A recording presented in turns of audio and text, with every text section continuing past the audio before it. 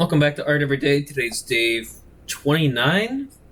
No, it's not. It's the 29th of June, and it's day 49, which means tomorrow's day 50 already. Holy cow.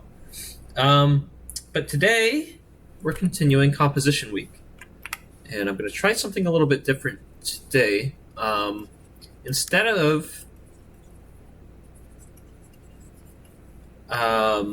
doing my usual what I've come to do now, my typical practice of getting a video and then uploading it, I wanted to do something a little different. So I'm not going to be editing this video. This is just going to be very raw. I'm going to try to, I guess, enunciate as best as I can and just walk through some key concepts here. And so what I'm not doing today is I'm not giving a tutorial. So no tutorial. I can barely teach myself. But what I am doing is I'm going to be taking a look at 3 different works of art, and I'm going to be using those to break down different compositions. And so what I'm hoping to do is be able to look at what the artist has done, what they've been able to do, and sort of understand what and why, right? And maybe that's a very broad statement, and that is a broad statement. But what I'm really trying to understand, maybe this is good for me, trying to redefine what I'm doing here, is see what tools the artist used to create or inform composition.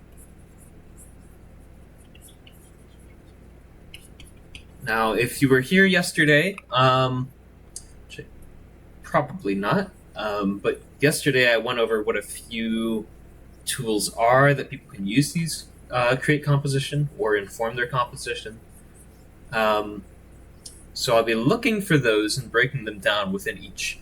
What I'm also going to be doing is what I mentioned yesterday. I'm going to be looking for patterns in energy. Now, what the heck does that mean? Maybe after a couple examples, you might have a better idea, and I might have a better idea of what that means as well. But what I'm essentially looking for is if we've got a piece here, how does the energy flow throughout it, right? Is it starting up somewhere and moving? Is it stagnant in one spot? What does that look like, and what does that feel like, and how does the composition inform that flow or non-flow, I guess, that stagnation? So today's first example is from Monet. Let me get this cleared up here. So Monet, I think many people know who Monet is, or if you don't know who he is, you know the name. He was a 19th century French artist, quite well known for his Impressionist work, which was a wildly unpopular style at the time and very controversial when he started doing that. And this is I was looking for pieces that were a little less known in order to go over this. So this is Poppy Fields near Argenteuil. I think that's how you pronounce that. And let's start by breaking down the composition. So where is our focal point? I think it's very obvious. Our focal point is right here with the woman down in the corner here. So here she is. I think that's a woman. I don't know. I actually don't know 19th century French dress style, now that I'm thinking about it. And where is she situated within this piece? She's about here-ish. Are we able to break this down even further to figure out if there's a relationship between that? So I can't quite divide this into... So this box is for 1 square unit. And I'm trying to see if this is a golden ratio type thing. Doesn't look like there's a golden ratio going on, but it's around where the thirds intersect, right? So if we take from the side here, let's look for our halfway mark. It's about halfway. And the halfway mark, it looks like that's where the tree line begins. Not quite the horizon line. The horizon line's a little bit lower here. Maybe a little higher than that. Oops. Somewhere around there. But that's where the tree line is, it looks like. It's about that halfway mark. So now if we subdivide this into thirds, I'm really just eyeballing here. I don't know for sure if these are thirds, but it looks to be. Let's take this third and extend it out to where it ends. Let's divide this in half. It's about half. And then divide it into thirds again. Maybe that's a third. Maybe that's a third. And we're beginning to see some interesting relationships emerge already. So I know that this isn't perfect because if this was perfect halves, then this would be equal to this, this, and this. But that's just not the case. So she lies just near the bottom right third here. So there's one relation. Another interesting relation. This tree separates, I'm going to say,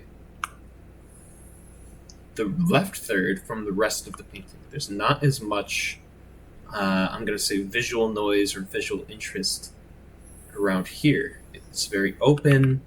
It's very flowy. It feels quite nice, really. So that tree is what divides that. And then I think it looks like the row of plantings follows into a vanishing point here. So here's a row of plantings. Maybe just some meadow that's existing as the field goes to follow. Another row here, another row here. So she is along this line. So not only is she at the intersection of these two thirds, but she's following and intersecting that vanishing point line that the fields are creating. And then this is subdivided even further. So there's another third here, and that goes into the vanishing point as well. And let's see if we can find any more. Let's start fresh here. If we can find any more spatial relationships.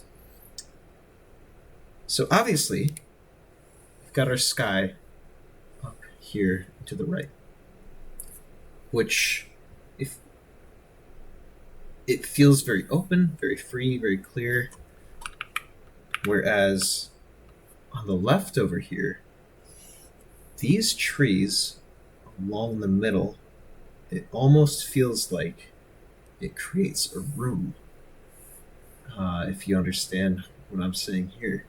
So if you think about a room can be like a three-dimensional space. And I'm just going to draw in some lines as an example here. So let's imagine this is a series of planes. Maybe imagine this is a fence. So the trees are creating some kind of fencing area. And it feels like there's a room this way. And so energy is stagnant here. Doesn't move around. It feels like it's enclosed. Whereas the opposite happens over here. Because there's no boundary except for what I'm going to assume is the hills in the background, or maybe mountains. Because there's nothing containing this entire section here, it feels incredibly open. And so by utilizing a room of trees like that, we're able to evoke this emotion of openness on the right side here. What else do we see here?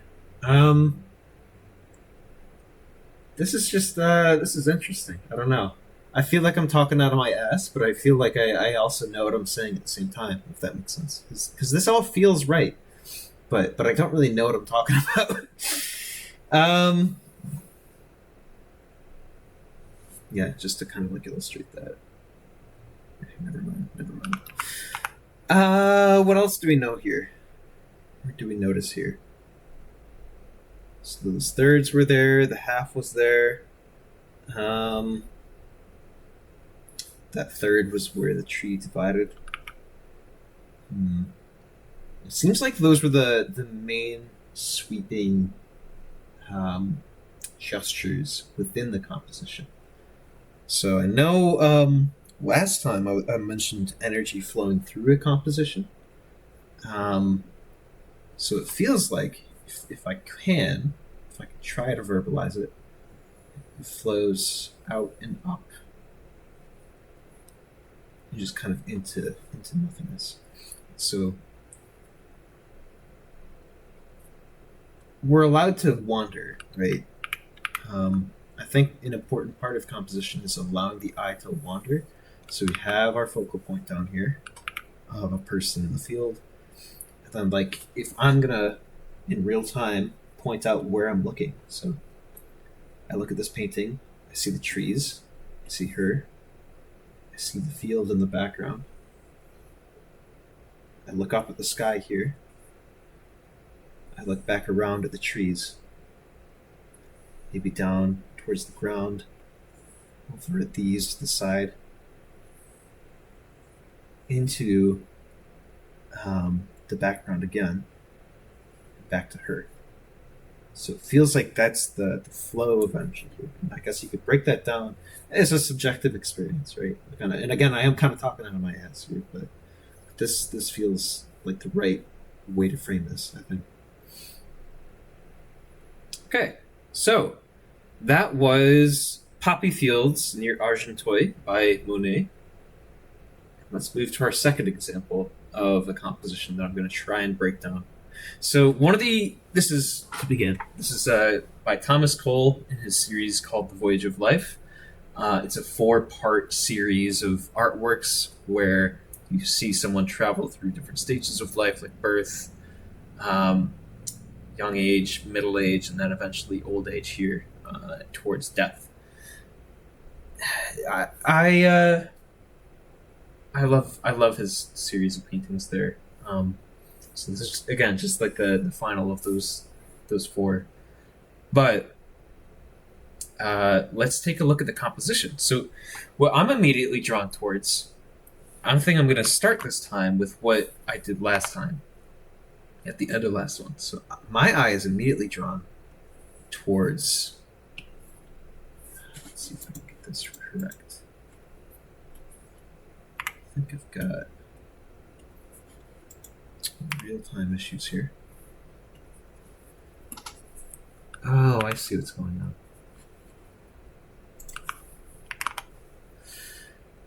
All right, my eye is immediately drawn towards this angel down in the corner here.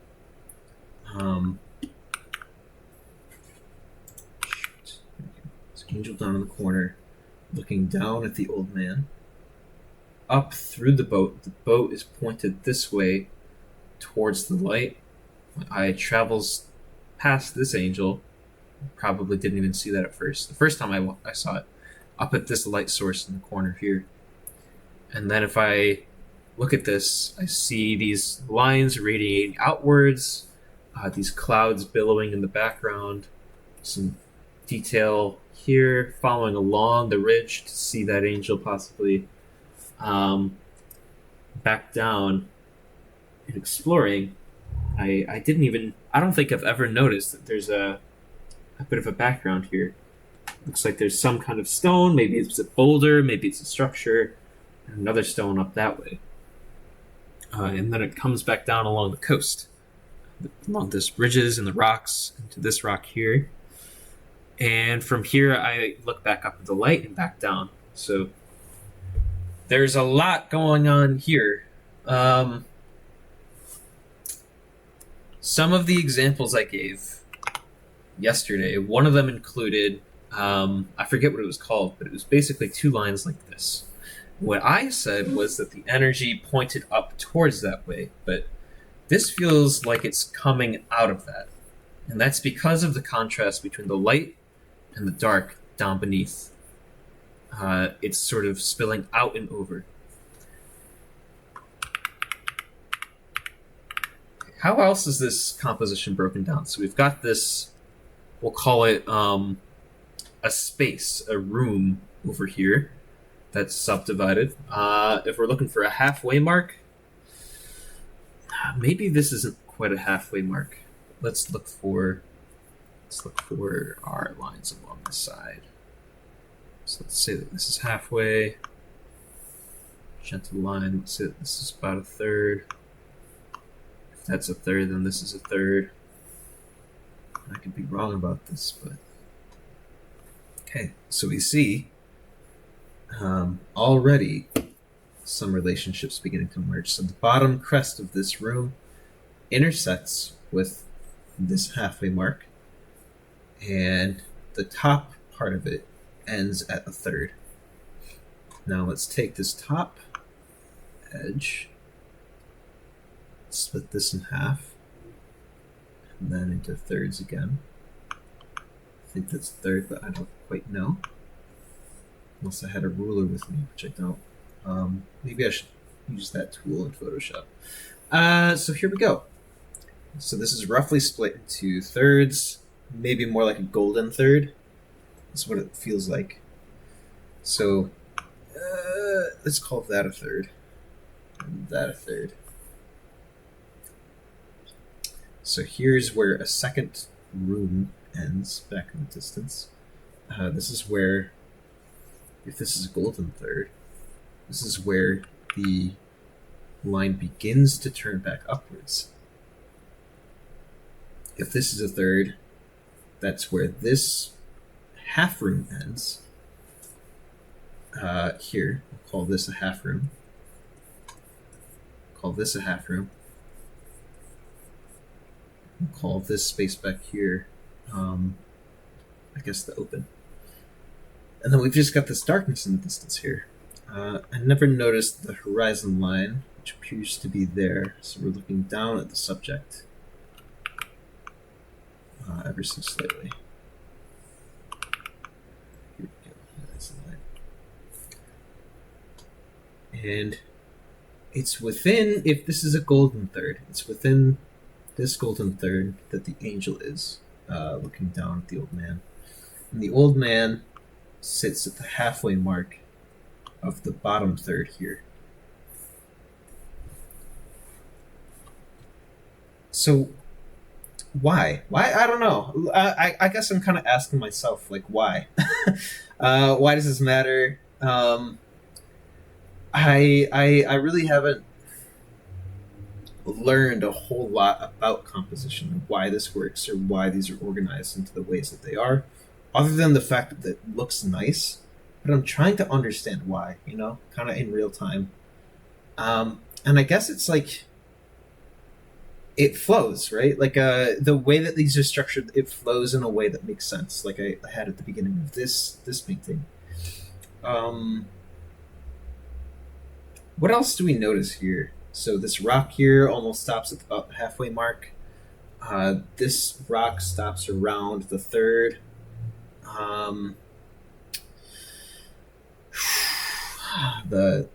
The horizon line is a little lower than a third, or maybe it is the third and I'm just bad at measuring.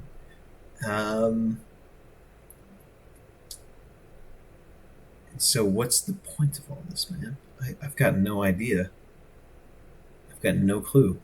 Aside from the fact that these are laid out in this way, means that there's always something to look at, I suppose.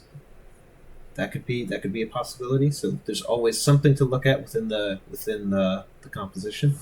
So if I'm looking over here, maybe there isn't something over here aside from the water. So this is a place for the eye to rest. Unless that's something here and I just completely missed it. The clouds are something to look at within this third here. The vault of the sky is something to look at up there. But your eye keeps getting drawn. This is where value and color come into play. This is the most color, I think the highest chroma value that we see. Is this bright gold on the boat. And maybe this red in the shirt. So we're limited to a very select palette of colors. And used very sparingly, it looks like. So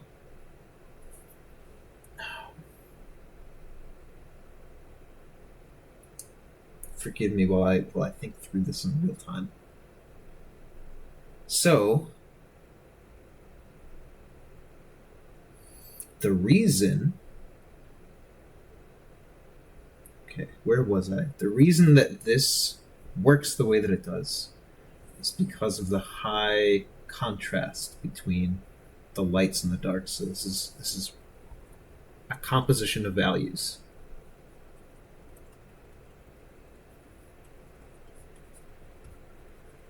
So let's see if I can play around with this, right? If I took this image, adjustments, brightness, contrast. So let's take our contrast and turn it way down and the brightness way up. Image, adjustments, brightness, contrast down, brightness way up. So I'm doing that so that I can get a better idea of what's going on and if this works without the contrast. And it does. I mean, there is still some contrast here, obviously, but it's not nearly as severe. And maybe that's part of the drama of the original one, right? But I'm seeing a lot more details that I didn't notice before. Like, it looks as if the clouds touch down here. There's an arch. There is something in the water there. This horizon line is around the third mark. So if I split that in half, that should be a third. So that's correct. Okay.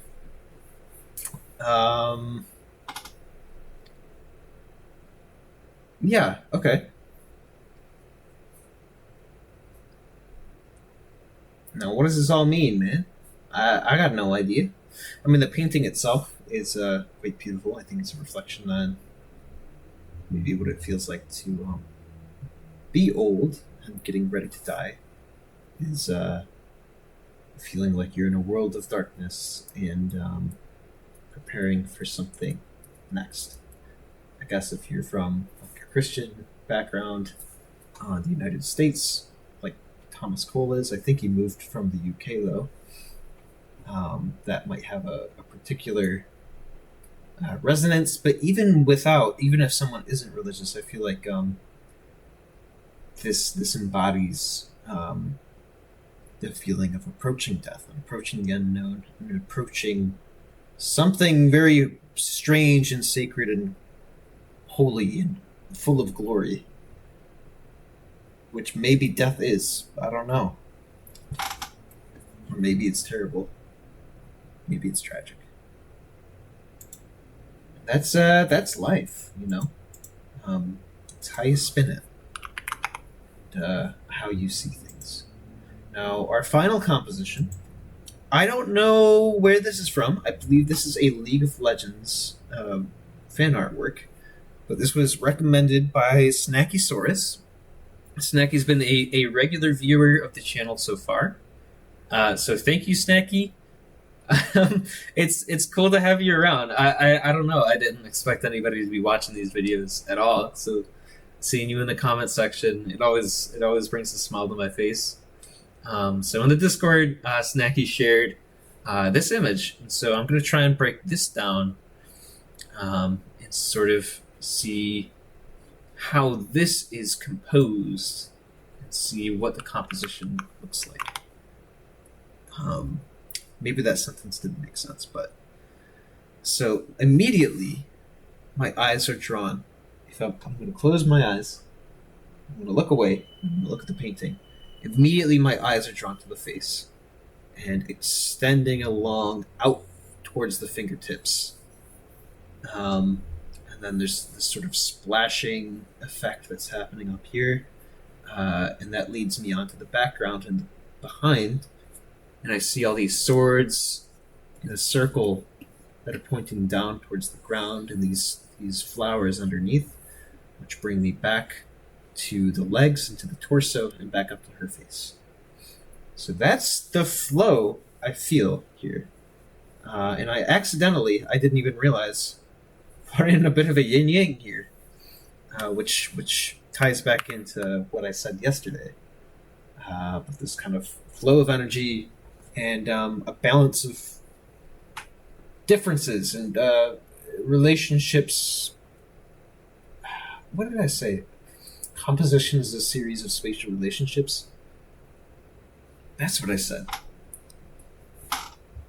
So how is this composed? So I'm just picking out patterns at random that I'm seeing here. Shift thing. So first pattern, I've got a habit of breaking down into the rule of thirds. So here's a half. Call this a third. Call this a third. It's closer like that. So here's a third. Here's a third. And a very gentle line for the half mark. So I don't know if that's accurate or not, but I'm practicing seeing proportion a little bit better. So that's about half here, I want to say. Up there. Call this a third, and if that's a third, and I'm looking for half of this line, which would be around there, so that's not correct.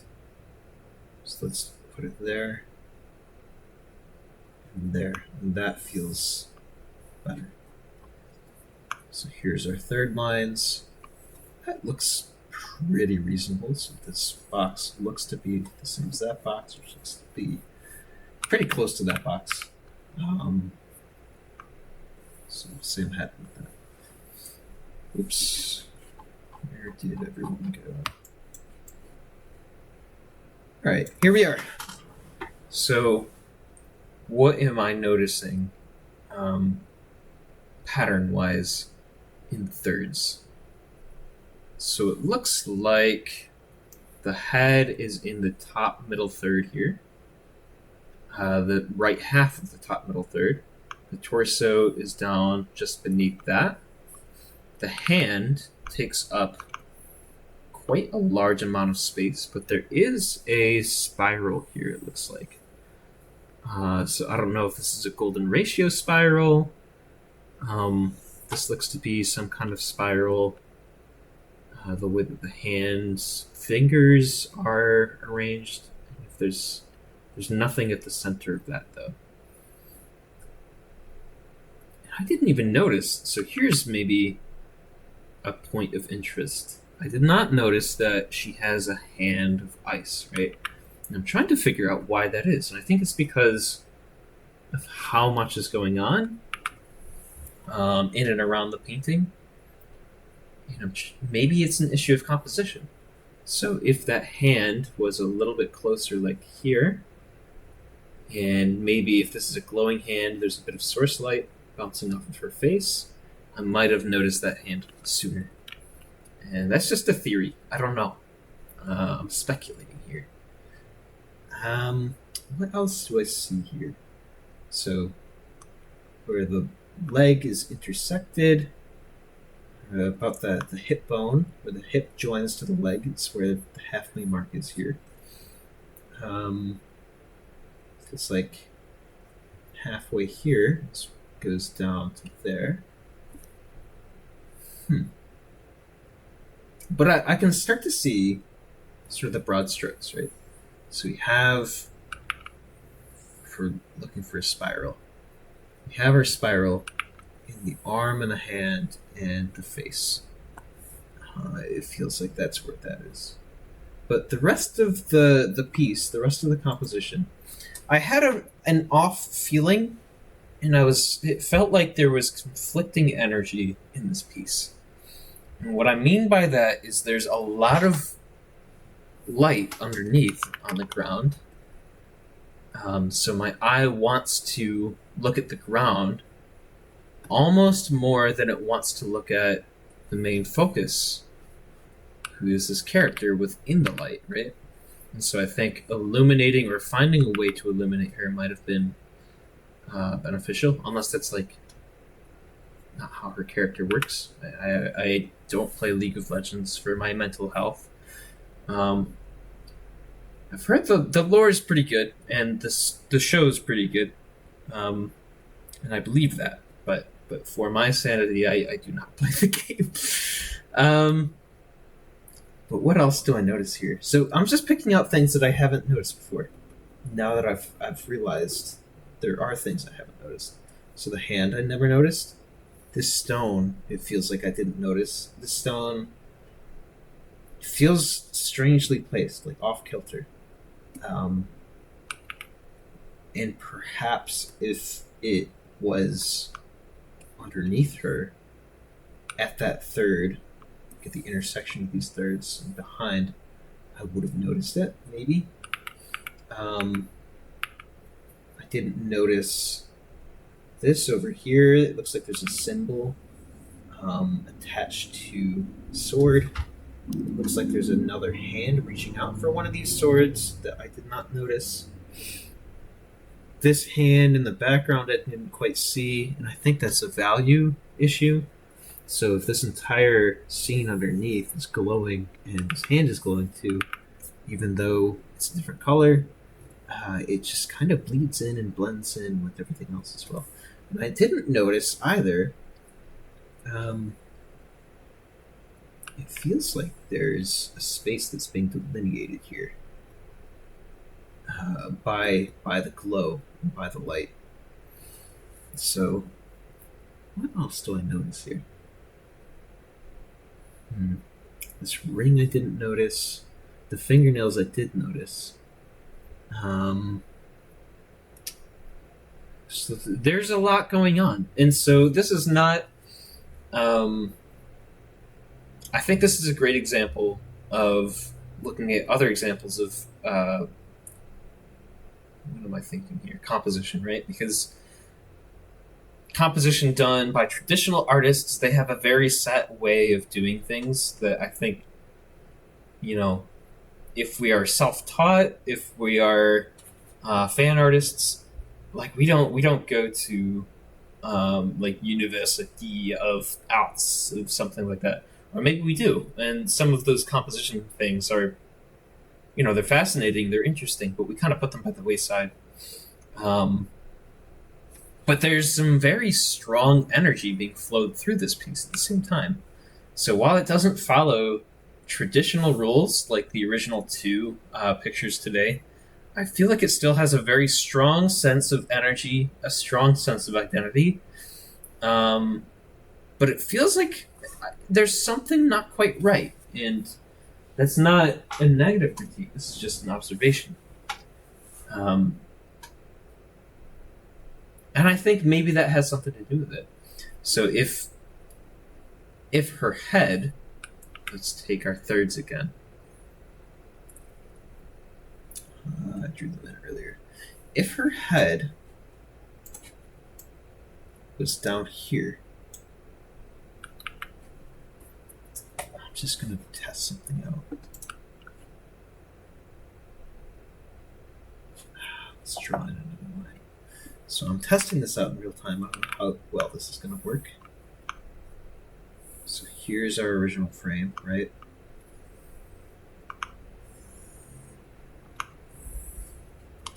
Get a new set of lines. And so this is good practice in real time for me to see if I'm trusting my gut and seeing what I'm seeing. So let's take this layer and turn it off. Keep this layer here. Okay. Now, I do not condone the use of AI. I think for art, I mean, if you need to, I'm not going to say that you're like the I don't know, the Antichrist or something, but the Pope might, because he's kind of going on his whole mission against in favor of humans. So that's pretty cool of him. It's very cash money of Depot. So let's just block this in with very basic colors and forms in the background here to evoke the feeling that this is a complete image, even if it might not be, right? Let's continue that in the background like so, and this in the background like so. And let's just say that this is all dark, just like the original here. I'm gonna make a nice big brush. There we go. And I'm going to take these blues and continue them up. So this feels, I believe, much more compelling and much more legible than the original. And it's because this feels insane. I feel like I'm going insane right now. Let me get the original as well here.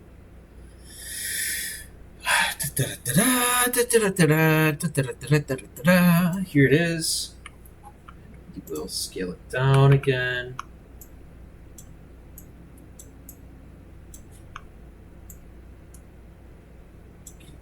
Here. So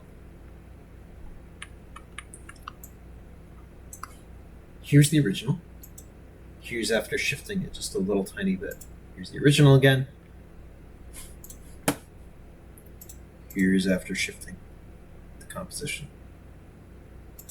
If this feels like it's making such a big difference, and I'm not. The fact that it's just because it follows this third, that doesn't feel right to me. That feels like some freaking sorcery or something. Okay, so I'm gonna try and find other ways to explain it other than it follows a math equation, because that just doesn't feel right. It feels like in the original here. It feels like, follow me along, there's more space between the bottom of her torso than the top of her head to the frame. And so, to me, it feels like I'm walking into a house and I'm about to bump my head on the ceiling. That's what it feels like to me. It feels a little bit crowded. So if we shift it ever so slightly like that, there's a little bit more space up here. Now, what other difference am I seeing, though? Okay, so follow along with me. This might also be insane. I might also just be crazy, though. I don't know. So if that energy, remember, flies up and to the right like that, then where is it dissipating out to, and where is it going? I don't really know. But what if we have it here? It feels like there's more space for it to flow out into. So, what analogy can I use here?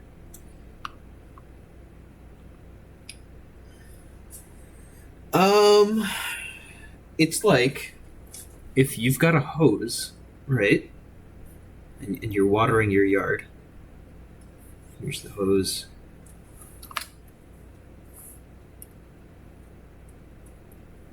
You've got the water droplets coming out. And the hose is watering the yard, and because there's enough distance between the nozzle and maybe you've got your finger on the nozzle, it spreads out and it fans out and it dissipates across the entire yard as it's supposed to. But if you get too close, the power of that nozzle feels very strong, and you can just wash away. If you've got freshly laid seeds, you can wash the seeds away. If you're trying to plant some grass, or if you're standing, right? Like if you want to stand next to this, I would like to stand over here. I'm getting a nice sprinkle. Ooh, this is nice. Versus right here, where I'm getting the full blast of the energy. So what it feels like in the original is the full blast of the energy kind of flows up and it hits right here along the side. Whereas in this one, it flows up, and even though it hits along the side, it's got a half a second more to dissipate.